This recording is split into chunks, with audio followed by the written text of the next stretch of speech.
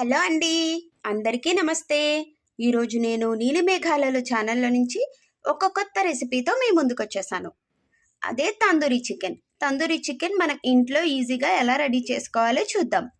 First మనం tandoori chicken కోసం చికెన్ని నీట్గా క్లీన్ చేసుకొని దానికి ఘాట్లు పెట్టుకొని రెడీగా పెట్టుకోవాలి. తర్వాత అల్లం వెల్లుల్లి పేస్ట్ నూరు పెట్టుకొని ఉంచుకోవాలి. ఇప్పుడు మనం ఈ చికెన్లోకి డ్రై మసాలా రెడీ చేసుకొని పెట్టుకుందాం. మసాలా కోసం స్టవ్ మీద ఒక ప్యాన్ పెట్టుకొని దానిలో ధనియాలు, జీలకర్ర, పట్ట, లవంగం, మిరియాలు, ఎండుమిరపకాయలు వేసుకొని డ్రై రోస్ట్ చేసుకోవాలి. తర్వాత మనం ఈ వీడియోలో చూపించినట్లు చికెన్కి లోపల మసాలా బాగా పట్టేటట్లుగా ఘాట్లు పెట్టుకొని ఉంచుకోవాలి. ఇప్పుడు మనం ఒక బౌల్లో 3 to 4 స్పూన్స్ పెరుగు తీసుకొని దాంట్లో పసుపు, గరం మసాలా పొడి, అల్లం వెల్లుల్లి పేస్ట్, మనం రెడీ చేసి పెట్టుకున్న డ్రై మసాలా, జీలకర్ర పొడి, ధనియాల పొడి కలుపుకొని మంచిగా మిక్స్ చేసుకొని పెట్టుకోవాలి. లాస్ట్లో ఒక లెమన్ జ్యూస్ కూడా యాడ్ చేసుకోవాలి. ఇక్కడ ఈ చికెన్ 800 to 900 గ్రామ్స్ ఉంటుంది. సో నేను 1 లెమన్ జ్యూస్ యాడ్ చేసుకున్నాను. మీరు ఇంకా ఎక్కువ తీసుకుంటే ఎక్కువ లెమన్ జ్యూస్ యాడ్ చేసుకోండి. ఇప్పుడు ఈ మ్యారినేట్ చేసుకున్న చికెన్ని 2 to 3 అవర్స్ పాటు నానబెట్టుకొని ఉంచుకోండి.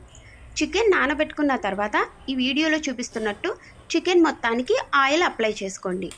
ఇప్పుడు మనం స్టవ్ మీద పాన్ పెట్టుకొని దాంట్లో 5 to 6 స్పూన్స్ ఆయిల్ వేసుకొని ఈ చికెన్ని ఆ పాన్లో పెట్టుకొని మూత పెట్టుకొని ఉడికించుకోవాలి. మసాలా మనకు పాన్కి అంటుకుపోకుండా ఈ వీడియోలో చూపించినట్లు పైకి కిందికి తిప్పుకుంటూ దాన్ని మంచిగా ఉడికించుకోవాలి. ఇప్పుడు మనం ఈ వీడియోలో చూపించినట్లు మనం పుల్కాలు కాల్చుకునే గ్రిల్ ఉంటుంది కదా, దాని మీద ఈ చికెన్ని పెట్టుకొని ఎక్కువగా బ్లాక్ కలర్లోకి చేంజ్ అవ్వకుండా నీట్గా కాల్చుకోవాలి.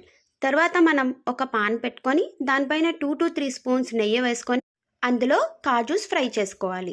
కాజు కొంచెం ఫ్రై అయిపోయిన తర్వాత కొరియాండర్ కూడా యాడ్ చేసుకోవాలి. ఇప్పుడు ఫ్రై చేసుకున్న కాజు కొరియాండర్ని చికెన్ పైన వేసి గార్నిష్ చేసుకుంటే ఎంతో టేస్టీగా ఉండే tandoori chicken ready. Thank you for watching అండి. Please like, share and subscribe.